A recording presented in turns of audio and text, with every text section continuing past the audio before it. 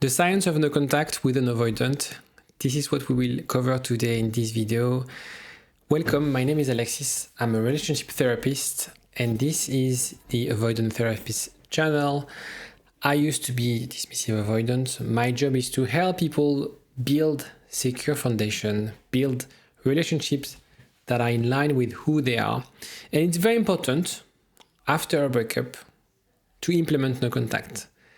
And the thing is, when you implement no contact with an avoidant, it will have different impact than if you were doing it with someone secure or someone anxious. So this is what we will cover today in this video. I will explain the psychology of avoidant attachment people when they go through no contact. So why is that different with avoidant? First of all, avoidants, they fear closeness, they fear intimacy, but that doesn't mean they don't fear loss. And that's the big contradiction that people sometimes don't get. It's not because we are avoidant that we don't have any ego, that we don't want to be in love, that we don't want the love, etc., etc. Now, what you have to understand, obviously, is when you're an avoidant attachment person, you suppress emotion. So for a very long time, I thought that was an amazing tool to be able to suppress my emotions. You know, if I don't have any emotions, I don't suffer, right? But the problem is they don't disappear. And studies, so that's the first element. Now, when it comes to dealing with the breakup, if you have an anxious attachment style or if you have a secure attachment style and you broke up with someone avoidant, you have to understand that your experience of the breakup will be fundamentally different than with someone avoidant. Because they suppress emotions, the process, the reflection on the breakup is slower for avoidant. There's a delay. Right after the breakup, they don't feel the pain. They don't feel the loss. When you have an anxious attachment style, the loss is right away. It's shocking, it's painful, and you want to solve it as quickly as possible. For avoidant, they suppress things, but it will reappear afterwards. So it's very important for you to understand that that's why you have a disconnect between your experience and what you see, or their experience as well. So again, they may feel fine, but there's a delayed anxiety afterwards. What's going on when you implement no contact and you do it for a while? They're going to start questioning their decision. Okay, I'm going to explain in detail what's going on, but by, right away, if it's a 1 week or 2 weeks no contact, there's going to be no effect because, again, they will be able to suppress those emotions at the beginning. There's a sort of, it's interesting because usually the curves will cross.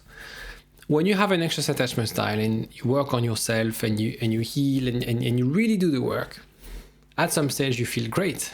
And this is usually when avoidants start feeling anxious, start feeling the loss. So yes, they will, if your relationship matters, they will miss you, but they will never admit it. So that's a problem when you're dealing with an avoidant, they keep things to themselves. So what's the thought process? I want to list out the thought process. As I said, right away, there's a relief phase.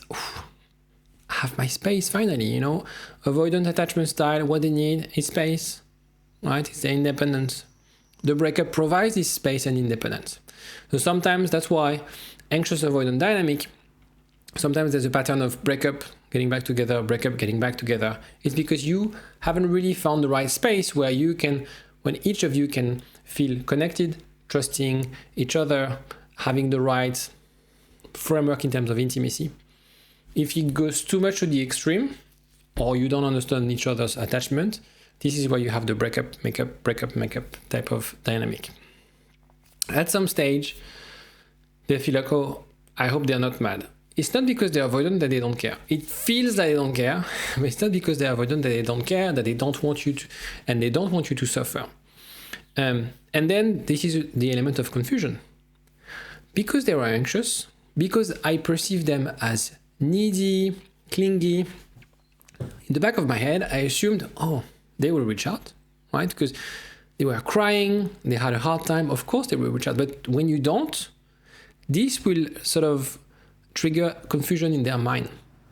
And this is where they'll start doubting themselves. Did I make a mistake? Okay? So the thing is, they start with the assumption that you'll wait until, hold on, maybe it was wrong. Maybe I thought they were too much. I thought they asked for too much. They were too needy, too emotional. But at the end of the day, they are proving me wrong. And I was wrong about them.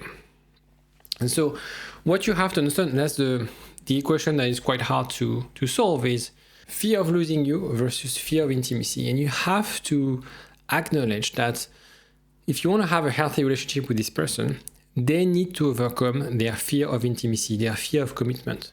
Because otherwise, they won't give you the relationship you deserve. So my approach and the method that I design for my clients is to create a secure base.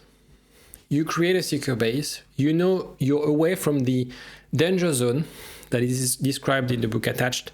I never know how to pronounce his name, Milkenser and Harvin, who created this framework, not the book, but the framework used in the book. You're away from the danger zone. You create a role model in terms of your behaviors, attitude, in terms of the relationship.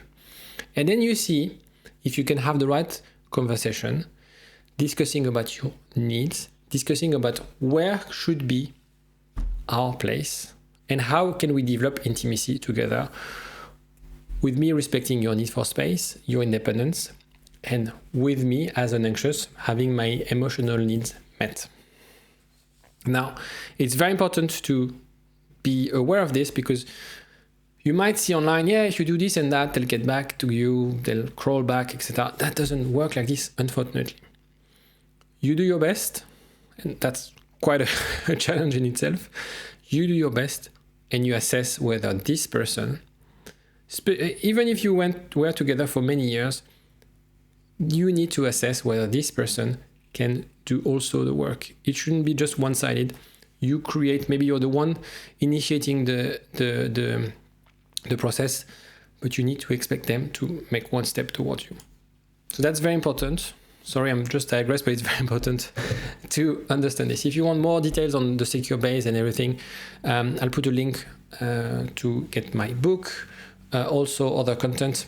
I always forget to mention that, but if you like what I'm doing and you want to support, the easiest, cheapest way to support is to subscribe and like my videos. It will really help me promote my content. I really want as well to invite guests on a sort of a podcast, so that will really help me if you want to support. Now, why avoidants struggle? Because yeah, we do struggle. Sometimes we feel like, oh yeah, they're cool like a cucumber, nothing affects them, they don't care. But yeah, there's an internal struggle. We are very good at masking. That doesn't mean that we are perfect and that our internal experience is as peaceful as it looks. So, as we discussed, they expect you to reach out. But when you don't reach out, when they don't have this assurance that you're on the hook, this sort of safety net is removed. As we discussed, they will suppress emotions, but those emotions won't disappear. And the silence will bring them up. The silence will be very hard for them to deal with. Initially, they'll feel like, okay, I'm fine. I have my space. I can do whatever I want. I can see whoever I want. I don't have to report. I don't have to call back, blah, blah, blah, blah, blah. But then they're going to look at the big picture. What do I want? Am I really happy being on my own? Is it really fulfilling having a life where I don't rely on anyone? The thing is, emotional suppression will increase distress. So again, there's always different time frame. They suppress, but after a while, the pain, the lingering feelings will kick in. The experience is different. So you wouldn't see someone avoidant necessarily having panic attack, or it's really different. It's more of like they'd be depressed, but they wouldn't feel the same anxiety or pain that someone who has an anxious attachment style will feel after a breakup. They would just feel like lost, living their life on a treadmill, not having any sense of purpose. This is how I felt before I started learning about attachment style. The problem that I see is that avoidants usually come back when you moved on. So I don't believe in law of attraction, but it's interesting. This is often the case. As soon as you move on, you started dating someone. I'm not saying you should date someone to make them come back, but as soon as you truly move on, when you really grieve the relationship, when you accepted the breakup, they usually reappear. So again, we have to be careful about the struggle with regrets and fear of vulnerability, fear of commitment. That's not enough. We want them to do the work. So ideally, you want them to do the work before you move on. You want them to do the work before they feel activated in the sense of like, wow, this relationship is too much. And that's why it's important to have that secure base in place. So how long before they feel any impact, before they feel anything? Day 1 to 14, distraction, avoidance, relief. Wow, I can do whatever I want. I can be in my underwear, in my living room. This is kind of, I don't know why I'm saying this kind of feeling where, wow. But it doesn't usually last very long. From week 2 to 4, they're gonna be curious, checking social media. That doesn't mean they're ready to get back with you. That doesn't mean they're ready to invest. It just means that actually they are curious, okay? Then around 1-2 months, this is where they start feeling nostalgic, they're doubting, they regret. And after 3 months, it's really where they feel like, wow, this is serious. It's real. Now they're gone. Now I don't know exactly what I want. Maybe I've ruined everything, and I do the same with all my relationships. Obviously, this is like an indicative timeline. It really depends on people. The only thing you can control at this stage is how secure you can be. How you can sort of create the right conditions that if they start regretting, if they start contacting you, or if you contact them, they see that you're more secure. They see that the relationship that they feared was just a construct based on some of the discussions, some of the things that you said because you were upset, because you were angry. Knowing about attachment, knowing that they are avoidant, you will change the way you manage the relationship and you manage these interactions. So for sure, it will be different. Will that be enough? I don't know. But by developing a secure attachment style, you will create the right conditions in order to assess whether this person can actually also meet your needs. It's not always about them. It's also about you, right? Understand also that if you reach out too soon, you're going to reset the cycle. That's very important because people tell me, oh, I've been in no contact for 3 weeks and I'm going to reach out. If you look at this, you have to wait for a couple of months at least. Obviously, it depends on the length of the relationship. If you are not sure, want to pick my brain, have a look in the description. There are links if you want to have a call with me. Those calls is to really assess your situation. And if you're interested in WhatsApp, it's usually the recommended route. Speak with me first so you can check whether that's the right thing to do. I can check that whether I can help you. We can check if it's a good fit, and then we follow up on WhatsApp. Should you ever break no contact? My approach is, yeah, it's fine to break no contact, but only if they show real emotional effort. Then you're going to say, I don't know, because we're in no contact. I have no news from them. That's the thing. You have to feel ready to break no contact and then assess his or her reaction. If you see that they haven't changed, that the cycles repeat, the on and off, the breadcrumbings, the mixed signals, that's not going to work out. So secure love shouldn't be around the fear of loss. Shouldn't be about, okay, I want him back because I don't want to be alone. No. The point is, again, starting from your point of view, what's the right relationship for you? Is this person that I'm in love with not only has feelings for me, doesn't really matter at this stage, the question is, can they really make me happy? Can they meet my needs? This is why you need to be clear on your needs. This is why you need to also work at having realistic needs, because sometimes we have unrealistic needs if we have a lot of insecurities. And then be confident to express those needs. So that's creating the secure base. It's really about your needs. I don't care about your ex. You start from yourself, you test things out, and you assess whether things are different. Usually when you change the parameters,